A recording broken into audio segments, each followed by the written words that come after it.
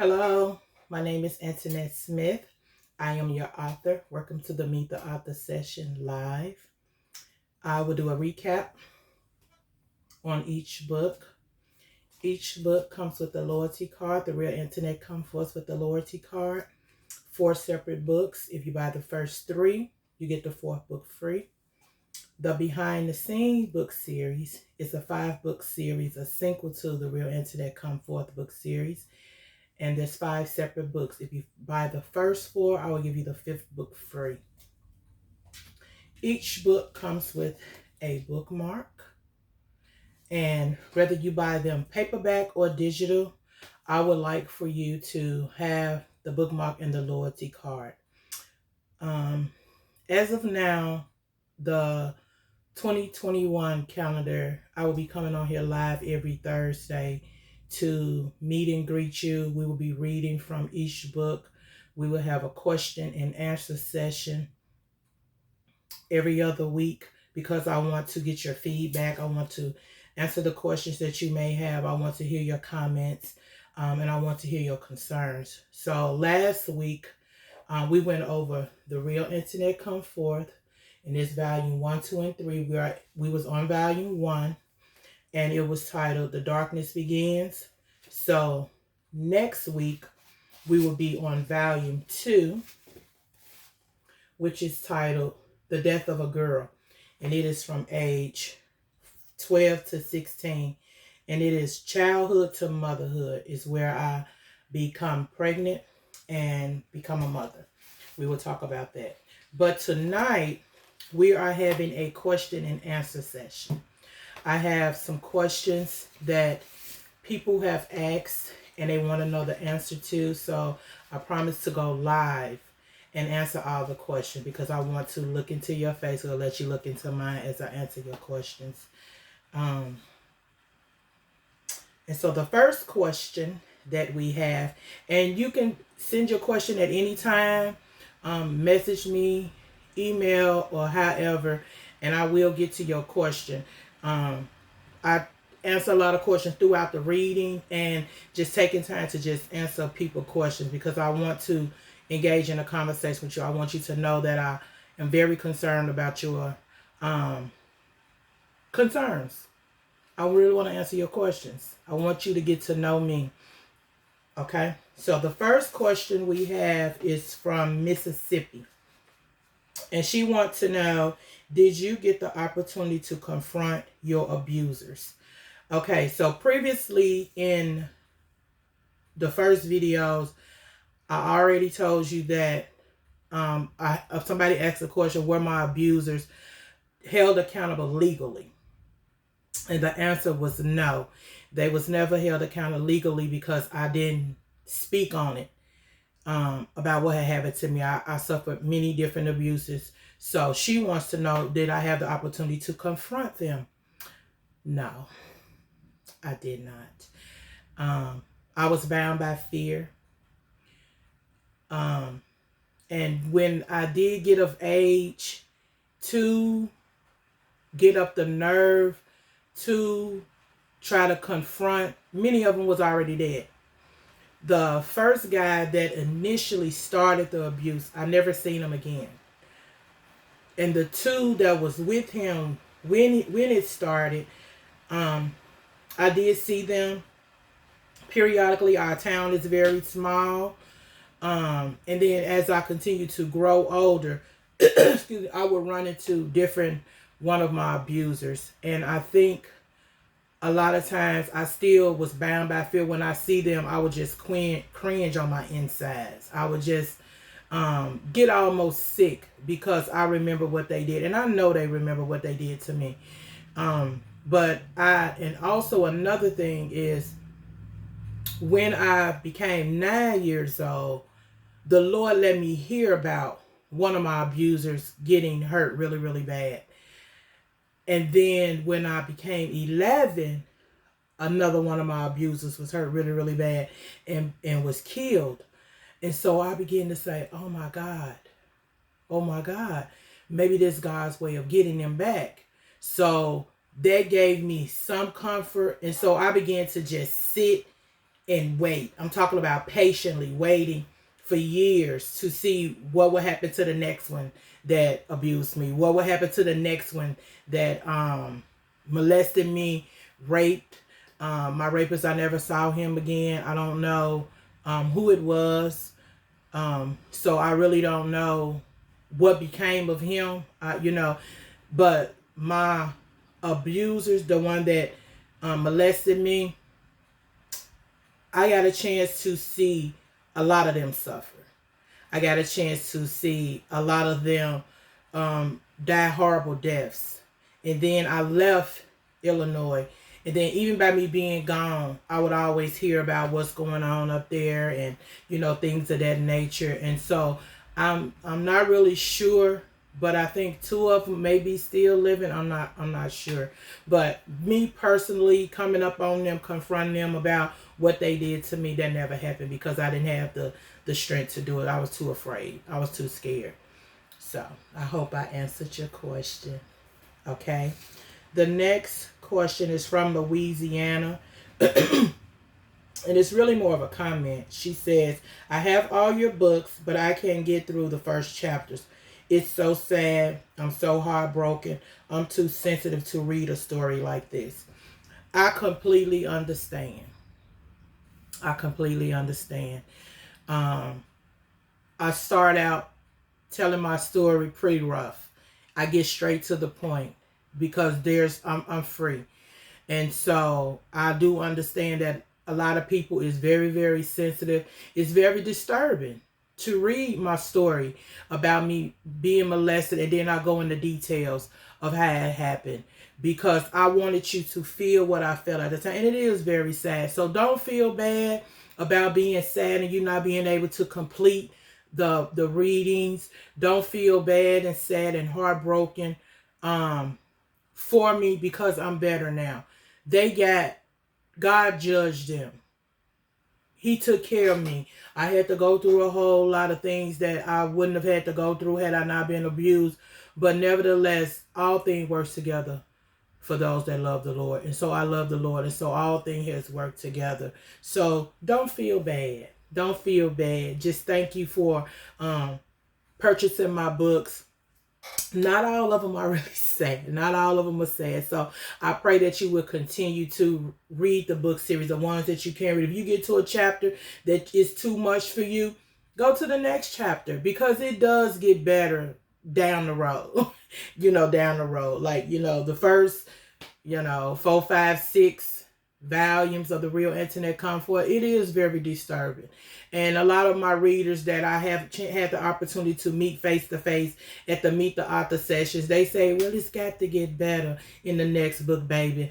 And I said, well, it don't really get better for a long time because, it go from bad to worse. And then I thought it couldn't get no worse. I titled one chapter, it can't get no worse than this. And then the next chapter, I say it just got worse. So don't feel bad. Thank you for your support. Thank you for your love. Thank you for your prayers. And read some of the behind the scene books. The behind the scene books is more of it's an emotional journey. It's a mental journey.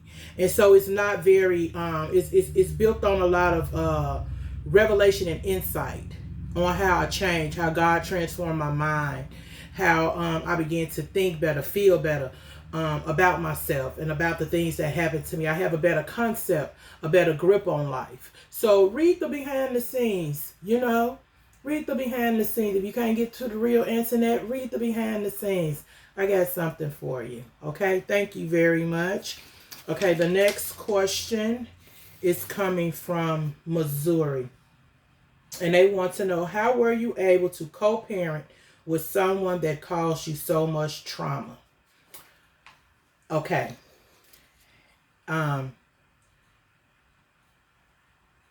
They want to know, how was I able to co-parent?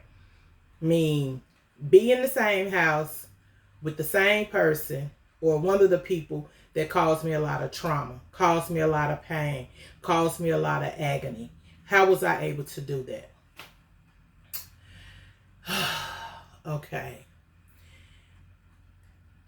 One thing I love the most out of anything in this world. One thing I love the most of what God has given me is motherhood, being a mother. I love it with everything in me. I absolutely adore being a mother because I consider it a privilege. I consider it an honor. And being a mother, a real mother, I was put in several positions because of my age. I had my first child when I was 13. By the time I was 16, I had 3 children. They meant the world to me. They still mean the world to me. And when I got into that relationship, it was built on, I was already a broken person before I got into the relationship with the person that caused me a lot of trauma, the person that I had children with. I was already broken because of the molestation. Okay? When I entered into this relationship, it was more of a, let me find somebody that's older than me so I can get a baby, because if I don't hurry up and give myself to somebody, somebody's going to rape me. Because it had went, the molestation had went from teenagers trying to molest me to actual grown men. And it was like, I'm not going to be able to fight them off any longer. So I began to seek for someone to have a baby with, you know. And so I guess out of guilt of how I entered into the relationship, is why I stayed in it. I was already disconnected emotionally. Then I became disconnected mentally, if that make any sense. When the person that I decided to have children with or start having children with turned into a different person that I didn't know, it was horrifying. It was heartbreaking. But I believed in prayer. I believed that God could change anybody. I was one that didn't believe in divorce. I always said, when I get married, I'm going to stay married no matter what. Even though I wasn't married, but I wanted my children and their father I wanted to raise my children with their father, no matter what. I understood that relationships go through challenges, relationships go through ups and downs, but you have to stay. But even when it got really, really bad, I still chose to stay because I felt afraid a lot of times to leave, because when I would leave, he would always find me. Some of my family or friends would, tell him where I was hiding or where I was. And so I wasn't strong enough in my faith, or I wasn't strong enough in my belief in God at those times to think that I can actually leave and be free. And so I stayed. It was very difficult though. It was very difficult. It was very heartbreaking, not only for me, but for my children. You don't look at the people the same. Excuse me. You don't look at the people the same. People that cause you trauma, then you have to look at them every day. Excuse me. You just begin to block things out your mind. You begin to just fight to see the next day or get to that day. And so that's how I did. I always walked on eggshells. I always was very nervous. I always was very in fear. Not able to relax ever. For many, many, many, many years. Even when the person wasn't in the house with me. And it would be series of years. But in my mind, it's like, okay, I'm getting a little break right now, but it's coming again. Because I had lived in a cycle of violence and all types of forms of abuse for several years. And so you just pretty much expect it. And you don't think that you'll ever get free from it. And so that's how I was able to cope. Drugs, using drugs, helped me to cope on a daily basis. Taking me out of my mind. Not really thinking that things were bad as they was. You begin to tell yourself lies. you begin to tell yourself lies, like it ain't really that bad, especially if they have what they call honeymoon periods, honeymoon stage, where they all sweet and nice, and then you be like, okay, they having a good day, so I'm gonna have a good day. So I basically didn't have feelings of my own. However they felt, that was how I was supposed to feel. Whatever they said, that was what I was supposed to do. And then fighting for your freedom, um, it was hard. It was hard.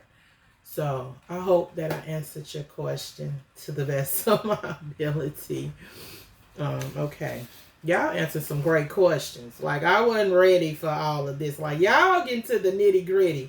Y'all want to know the truth. I'm going to give it to you, though. The next question is from Ibadan, Nigeria.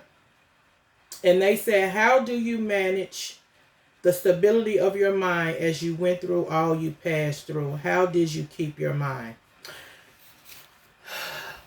My mind was never stable. I'm just telling you the truth. My mind was never stable. You know, every day was something different. I never stayed in the same place long for years, many years. Many years. I never stayed in the same house a year, never stayed in the same city a year. I always moved around. I did that for many years. I'm talking about a lot of years. Moving different states, moving different towns, because I could never get comfortable. I could never get content. I can never get stable. And so I moved around a lot, changed jobs. You know, I did that for many years. In 2003, when I decided to move to Mississippi, I had been praying, Lord, I need stability in my life. Make me stable. I want a spirit of contentment. Let me be content. Let me be content. And so when he told me to come back to Mississippi, because I had lived in Mississippi previously for 1 year, and I would always come back and forth down here.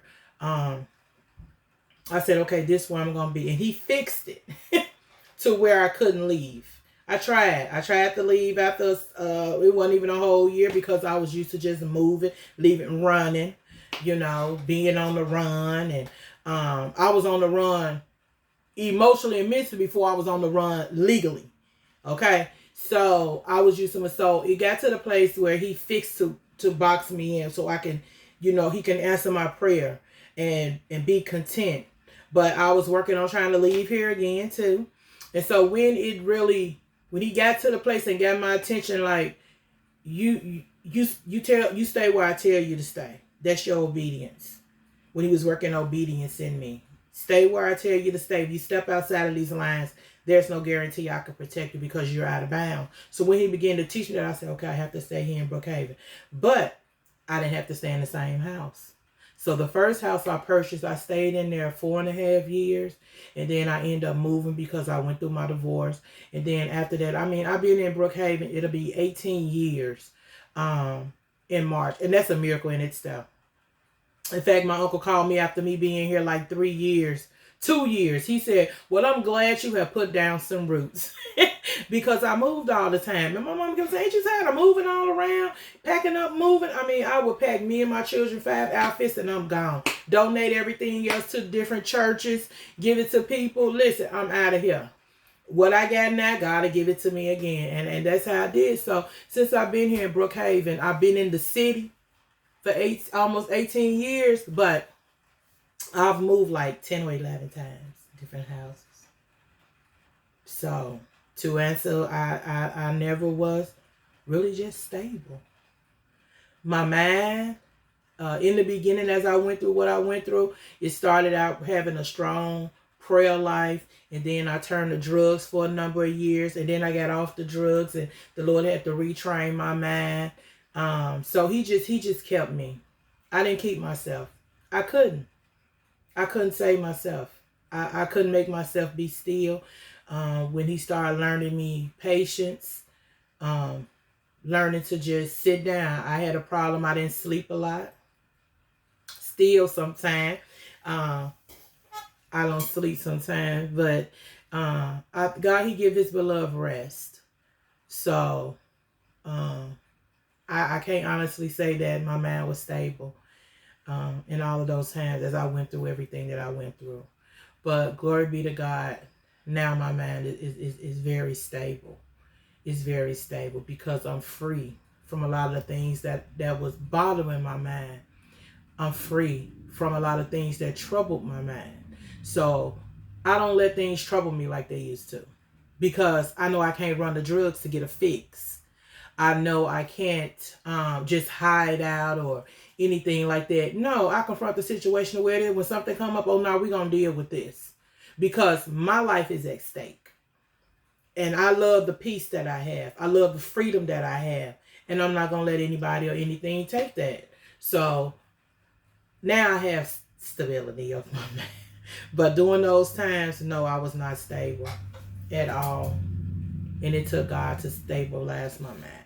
So I hope I have answered your question to the best of my abilities. Thank you. Okay, the next question is from Lagos, Nigeria. How do you continue to submit to your process to God after you suffer so many challenges? What made you focus that you would get a reward after you complete your process? They like to ask two questions in one. I'm saying that about these Nigerians. I say a question. They ask two in one. But that's okay. Okay, so how did I continue to submit to my process to God after I suffered so many challenges? And what made me focus that I would get a reward after I completed my process? Okay. What made me continue to submit to the process for God to process me? Because he gave me promises. He reminded me that when I was 7 years old, 7 or 8 years old, he showed me, I don't remember if it was a vision or a dream. But he showed me that in my 40s, like in my age 40s, that I would be married to a pastor, my husband would be a pastor, and I would have a daughter. And I held on to that. So when I had my first child, it was a girl. And so I just assumed, that my husband was going to be a pastor, even though he didn't look like no pastor. I just said, okay, I got a daughter. God promises coming. So I'm just going to wait out until when I get in my 40s, this is what my life going to be like. And so every now and then, no matter what I will go through, no matter what kind of challenges I had, the Lord will always give me a promise. He'll always give me a word. This is what your life going to be like. Don't go by what you see right now. What you going through right now, it really don't have anything to do with you. It have to do with the people that I'm going to be sending you. It have to deal with the people that you're going to be interacting in. And so I began to learn at an early age, 15 and 16 years old, that God was going to use everything that I was going to go through in my life for his purpose. But I didn't know what I was going to be going through. You see what I'm saying? I didn't know what I was going to be going through. So he gave me promises. He gave me his word. And I learned, because I was like Timothy, from childhood, I know the Holy Scriptures. So my church, Bible Witness Camp of Pembroke, they taught us the scriptures. We had to learn the scriptures. We had to learn the scriptures to attend Awana. We had to learn the scriptures. We compete against other churches. So I knew different scriptures. And so the Lord will bring up them scriptures. When things got hard or things got challenging, he'll bring them scriptures up in my heart, in my mind. And I'm like, okay, I'm going to get through this. I'm going to get through this. I don't care what it look like. He'll give me promises. And I stand on his word, because he not going to fail. He's not going to fail. And this is a faith walk. I had to learn that too. This is a faith walk. The Lord has been dealing with me all of my life about walking by faith. Don't walk by what you see. Don't live by what you see. Live by what I said. Or what I'm saying to you, what I'm showing you. Focus on that. So that's how I stay focused. I stay focused on the promise. I'm like, Lord, it don't look like, listen, I may be like this right now. It don't look like I'm going to be nothing. It don't look like I'm going to come out of this. And there was a lot of times that I didn't think I was going to make. I'm talking about a lot of times. A lot of times I just tried to take my own self out. You see what I'm saying? Because it just got that much hard. Like, how much do you think one person can go through in his lifetime? How much do you think one heart of man can take? Like, really, I suffered. I'm talking about I suffered a lot. And I know a lot of people suffer, and they suffer from many things and other things, but I'm talking about me right now. Like, I really, really suffered, on all levels. So, he said, I'll reward you. The diligence shall rule. You know, I will repay you all double for all of your troubles. And I believe it. And I'm still waiting on some payments. Okay? Listen, I'm still looking for some payments. Give me double, give me triple. You know? So I believe God's word. He is not a man that he shall lie, neither the son of man that he shall repent. If he said it, it's going to come to pass. So I hope I answered your question. You got me riled up in that with that question right there. Okay. So the last and final question of the night is from Oregon State, Nigeria. And they want to know, how do your loved ones feel about you as you talk about your past? A double question. And how do you feel as you talk about your past? Okay, they want to know, how do my loved ones feel about me talking about my past, which is my book series, because it's based on my life from age 5 to 43. Both book series together. And they want to know how I feel when I talk about my past. Okay. Both of my book series have been released for 4 years now. They first hit the market in 2016. So it's about to be 5 years because we're in 2021. The first 2 years was very, very rough for my family, for my loved ones. Because they couldn't believe that I never spoke about anything that I've gone through. So, like, they knew about the drugs. Okay, they knew about I had got raped one time. Okay, they knew about the domestic violence relationship I was in, but they didn't really know about the molestation. Nobody knew about the molestation because I never told anybody. So when my books aired, when they released, that's when my mother found out. My biological father was already dead, but that's when my stepfather found out. That's when my aunties, uncles, sisters, brothers, my children, everybody found out. It was very, a lot of tension. More tension. Our relationship was already full of tension because when I began to make up my mind that I'm going to live a certain way, when I began to make up my mind that I'm not going to deal with this and deal with that anymore, when I began to make up my mind that I'm going to be free in every area, no matter what, people don't take that well. When you take a stand and say, I'm not going to be like this anymore, I'm not a rogue, you're not going to keep wiping your feet on me. And I'm not just talking, and I'm talking about family, I'm talking about friends, you know, people don't take it well. They want you to stay how they know you. Don't change too much. Don't now you want to act like this or act like that. And it don't take all that to serve God. It don't take all that to be a Christian and all of that kind of stuff. No. So my relationships with my family members and even my children was already tension. Already tension in it. And so when these books released, it became more tension. Because my mother felt a certain way. Because they kept saying, you writing a book, okay, don't somebody need to proofread it before you send it up? And I said, no, proofread it for what? That's why there are no names in my books. I don't put names in my book. Every now and then I may slip and put a name in there, but I don't put people's names in my books. Why? Because I'm not going to ask your permission to tell my story. I'm not going to ask your permission to tell how I feel. Because as long as I was walking around miserable, sad, hurt, depressed, suicidal, everybody else was happy.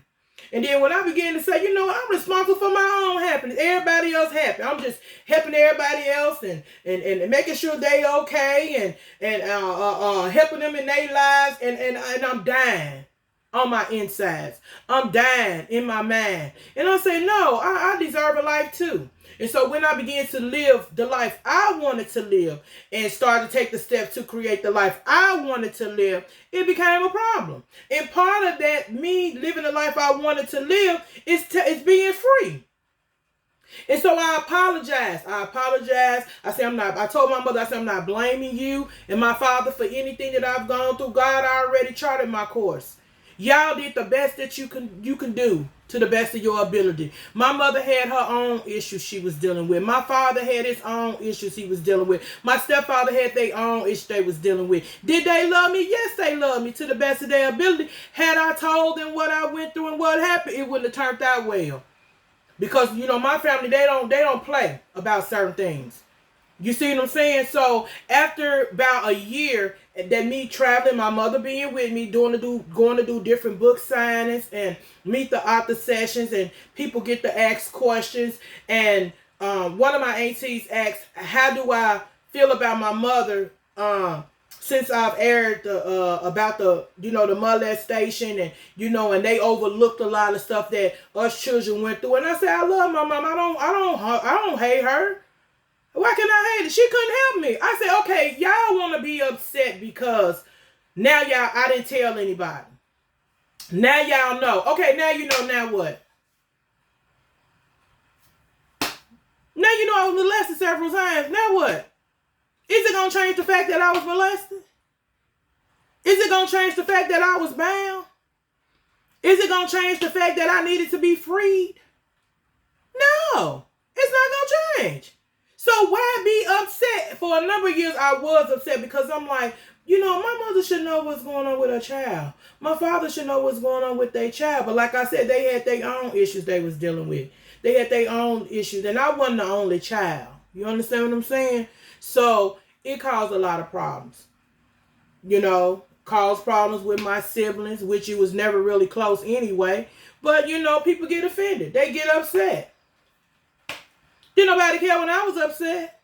Didn't nobody care when I was hurt, depressed. So, I'm telling my story. I'm free. So, I just said, to God be the glory. I can't sit around and wait and try to feed into people's feelings. You understand what I'm saying? I can't wait for people to say, "Well, I'm sorry," or "Do you forgive me?" All that. Listen, I'm free. I don't blame you. It is what it is, and it ain't what it ain't. I want to be free. If you got a problem with the way I told my story or tell my story, write your book and I'll pay for it to be published. That's what I told a lot of my family. You got a problem with the way I tell how I felt at those times and how I feel, write your own book and I'll publish it for you. And that's the way it was. It caused a lot of problems. It did. It caused a lot of problems. But I had to understand I need to be free. Because if I'm not free, how am I living? I'm tired of being sad. I'm tired of being depressed. I'm tired of living a half-cocked life. No, I want joy. I want peace. I want contentment. I want stability. I want real happiness. You see what I'm saying? And I can't have that if I got a skeleton in my closet. If the